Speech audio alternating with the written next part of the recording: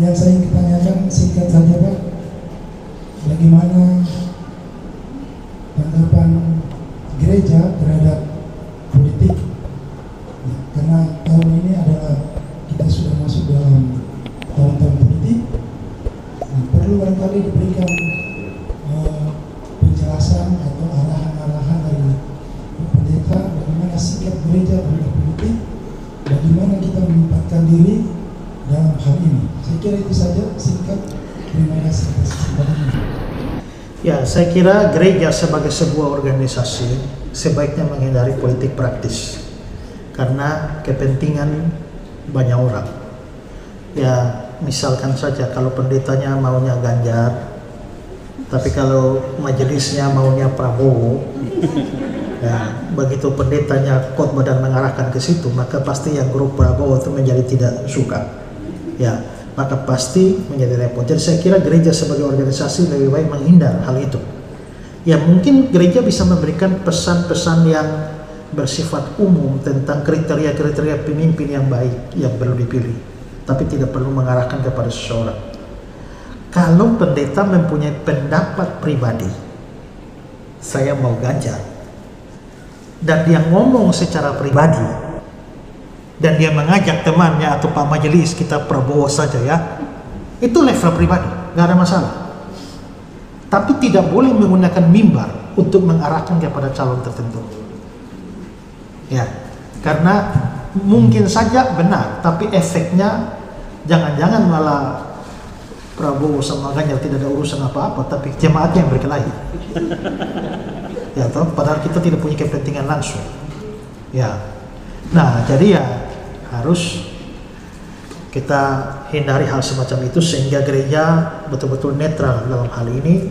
Pesan-pesan gereja harus lebih bersifat netral dalam hal politik, tapi juga harus memberikan gambaran yang umum supaya tahu memilih yang benar.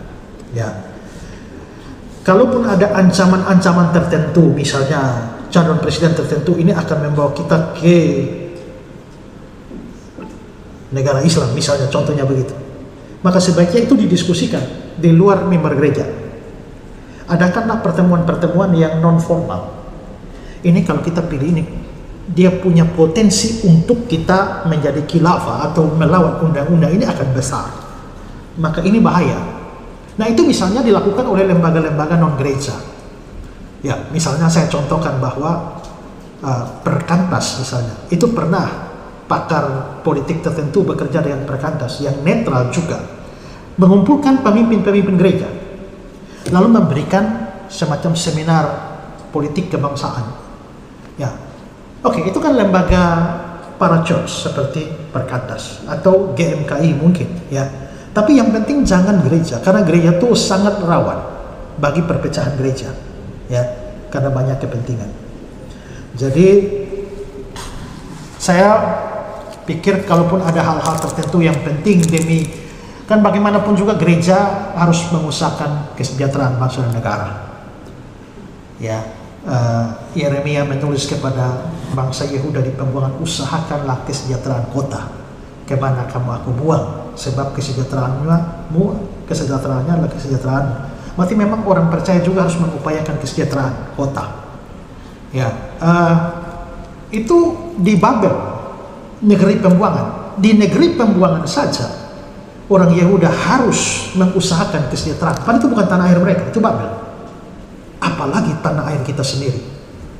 Maka harus mengusahakan kesejahteraannya. Tapi karena kita juga lembaga gereja itu adalah lembaga rohani yang mempunyai tujuan utama bukan arahnya politik dan berbagai macam kepentingan ada di sana, maka gereja jangan masuk ke situ. Bisa menggunakan lembaga-lembaga para church untuk bisa memberikan edukasi-edukasi politik sehingga jemaat itu bisa tahu memilih yang benar. Seperti itu. Kalau pemikiran saya begitu.